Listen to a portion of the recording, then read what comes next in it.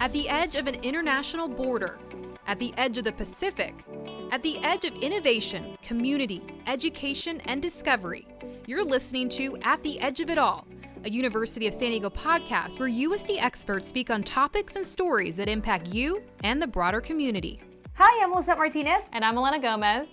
And on the next episode of At the Edge of It All special series, The Athletics Edge, we speak with athletic director Kimya Massey about his thoughts about the future here at the University of San Diego. Yeah, he's been here about a year now as the athletics director, and he talks a little bit about his legacy and some of his goals he has for the department. Let's take a listen. Kimya, you have been the executive director of athletics here at the University of San Diego for a year now, about a year now. Time flies. Yeah, and so we want to dive in a little bit into your legacy, what your goals are for the athletics program here at USD. But first, we thought it would be nice to kind of reflect. What has the last year been like for you? What are some wins that you're happy with just in the last year? And what have you been learning along this journey so far? Yeah, that's crazy. It's been a year already. Time flies when you're having fun. And I am having a lot of fun. Honestly, I've learned so much about USD and the people, myself, as a leader. Our staff, obviously, are incredible. I think when you're jumping right in with 2 feet to something, it does make time go by fast, but I also think you do have to stop and reflect a bit on some wins and some things that are going well. I guess I always look at athletics a little bit in those different seasons, right? You have fall season, you have winter sports, and you have spring sports. But you also have the infrastructure behind it, like your staffing and how you're managing your staff and how you're creating sort of your structure. And I also look at what's the infrastructure we needed to build. And I think after going through this for a year now, here, I do have a great appreciation for this campus and the people that work on it. I do feel like they value students at a high level. They value what athletics can bring. I think we still have a little bit of a educational curve there to get more people seeing what we can do when we're successful. I do feel like we had a fairly successful fall sports season with men's soccer doing what they did and going to Sweet 16, and I was able to hire a really incredible golf coach, Evan Emmerich, who started off really strong in the fall, and they continue that in the spring. But it was fun to watch volleyball in their element, just a team that I've watched be very successful for many years. I mean, tennis has been doing fantastic. Tennis is amazing. Both those teams are doing great. Men's tennis is the highest ranked they've ever been in the country.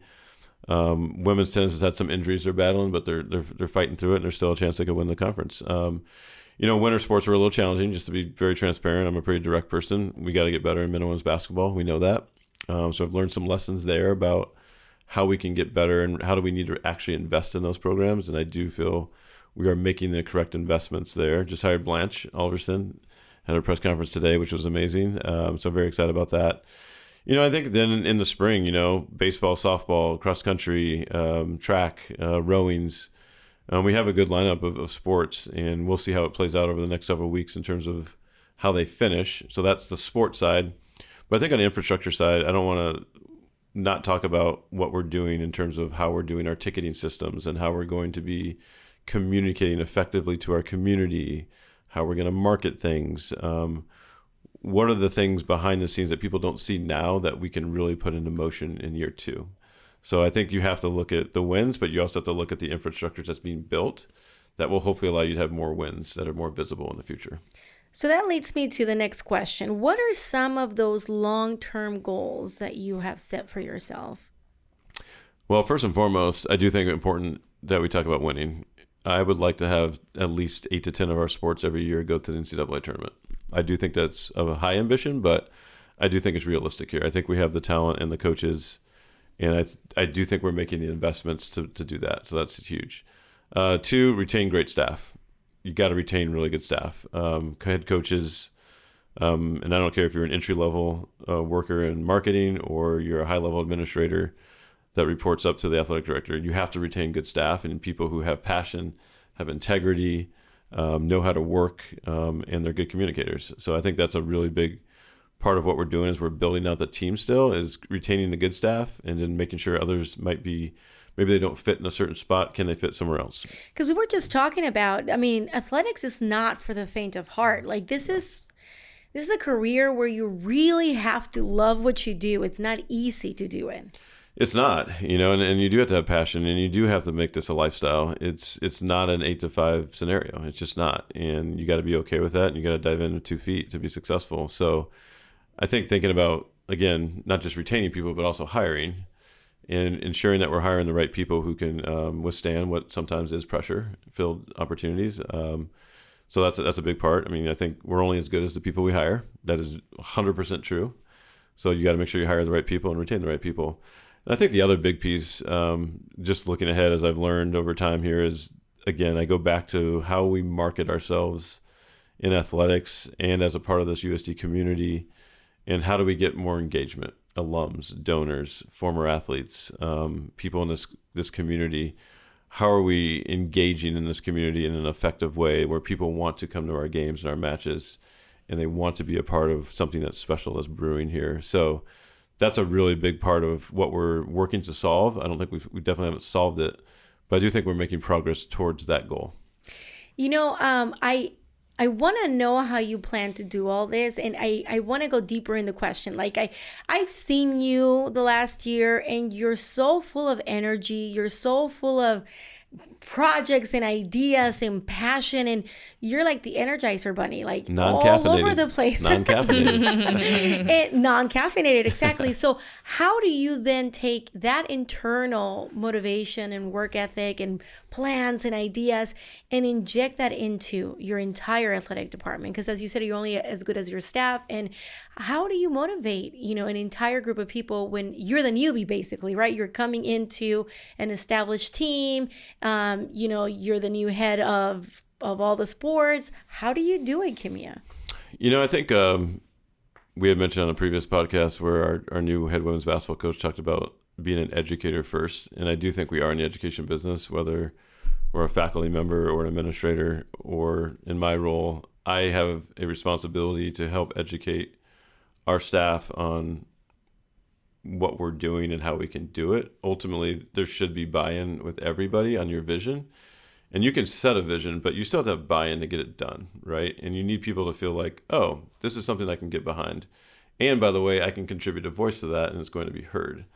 So I think that's a huge part of this, especially in your first year. You are trying to gain credibility. You are trying to gain trust. You are trying to set a vision, but you can't do it by yourself. You just can't. We have 100+ people in our department, and every single one of them has an opportunity and a job every day to do that impacts the overall vision. So that's part of it. And having energy, and it hopefully inspires others that, hey, it can be done here, even though it may not have been done, or maybe it was a while before it has been done before, or it has been done, but it's been a while. It can be done. And I think having a vision and a strong belief every day when you walk in the door that you can actually get it done. And I think that has to start with the leadership. And you have to walk in the door with a confidence, a humble confidence that you can get it done. And even though there's going to be peaks and valleys, I need all of you to get this done. And I need all of us to buy into the vision, from person 1 to person 105. So including the students. Including the students, yeah, 100%. That's a great point. Really what is the importance of personality, Kimya? There's all kinds of leaders, right? But what I've observed in you in the last year is how accessible you are, how transparent you are, how honest you are, how down to earth you are. You don't like no spotlight on you. It's always about the students and the staff. So how important is personality when you're a leader, right? I think it's really important, but I agree with you. I think people can lead in many different ways. There's incredible leaders I've met who are very stoic, introverted, and they're just so strategic and so smart, and they're able to share their vision in great ways. And there's other people who are more rah-rah, and they're more lively, and they have a ton of energy, and that can work as well. So I think you have to, number one, be authentic, be who you are. But you do have times where you need to pick people up, and you do have to have energy to do that. But you also want to surround yourself with people who aren't like you. Mm-hmm. And you want to surround yourself with people who are subject matter experts, but maybe their personality is different. And that's okay. That's good. I think if we're all the same, if we're all rah-rah, we're all introverted and stoic, I don't think it really works. And that's the beauty of being on a college campus. You have diversity in thought. You have diversity in types of people. You have diversity in experience. And you bring everybody around a table, and it's incredible. Because we can all bring something unique that can still go towards that vision and what we're trying to do. And I appreciate the last question you brought up, students at the end. Having that voice as part of that vision is critical and important, in making sure that we have student athlete welfare and student athlete well-being, but also winning. student athletes, they come here to win. Like, right? You're 18 and 22, you want to win. Everything's more fun when you win. So being able to, create that almost that melting pot of diversity of thought, I think is really important. But as a leader, I do also think you have to inspire and motivate at times, because we are going to have some valleys. And ultimately, everyone's looking at you about what your reaction is going to be and how you're going to take the next step, and hopefully creating trust and credibility that they're going to follow. Yeah, sort of like an environment where we really promote that inclusive excellence, right? 100%. From everyone around us. On top of all the goals and all the things, the world of athletics is constantly changing and evolving. There's new technologies, there's the NIL, right? So how do you stay on top of all this to be competitive for USD, to kind of stay on top of everything and make sure the program is thriving? Yeah, you have to be a student of the game, even more so now than ever before. I think I was sharing with Lisette earlier, there's literally a reading list of about 6 different publications I read literally on a daily basis. It probably takes me anywhere from 30 to 45 minutes every day, and I do it the first thing when I wake up. That's what I do, and I read. So I have a pulse on what happened last night or during the day, and what might be coming up. So that's helpful. Connecting with colleagues around the country. All of our institutions do things a little bit differently, and some things work one place, it doesn't work the other place. But sometimes there are little tidbits you can take and you can implement at your own institution, and it works.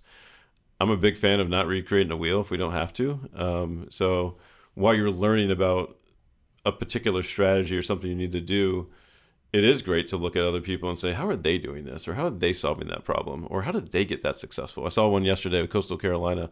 They're offering free food, free hot dogs, and free popcorn at their football games this fall. Now listen. Free hot dogs. Free hot dogs. I'm there. And so automatically your mind's like, how are they doing that to become Right. cost efficient? Like, how are they doing that? And then you dig in a little bit deeper to understand how much potential revenue they might be losing, which really wasn't that much when you looked into it.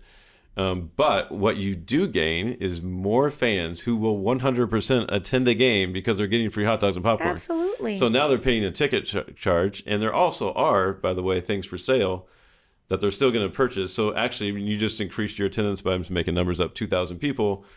Now you got a return on your investment. You got to spend money to make money, You got to spend right? money to make money. So, back to the question, I think learning from others and finding out what you can implement within your culture here at this institution is really important. And you always have to be looking, not necessarily for the next thing, because you still have to do your job right now very well. That has to be excellent, but you also have to be ready for what's coming around the corner. And there's always things, to your point, coming around the corner right now. And then just figuring out, okay, how do I adapt to this while still making sure I'm keeping the main thing important, and we're still doing the things we have to do that are prioritized on a daily basis. USD is also unique, as all universities are, right? We're a border community, military community. USD is also a Catholic private university. How are you using that to sort of leverage us as different from other sports programs? And you've been here a year, so I'm sure you've immersed yourself in all of that to kind of get a good grasp of it. So how are you taking that now to kind of leverage us as an athletics program? Yeah, having been here a year now, I think I've realized how impactful you have these different cohorts in this community it can be, and we 100% will dive into that much more in year 2 in terms of maximizing how we communicate effectively to all these different groups. And the other one we've talked about before in this room is club sports, youth sports, which sort of intersects all those areas, right? Right. There's going to be youth that are Catholic. There's going to be youth that have military families. There's going to be youth that are from the Latino Hispanic community. Doesn't matter.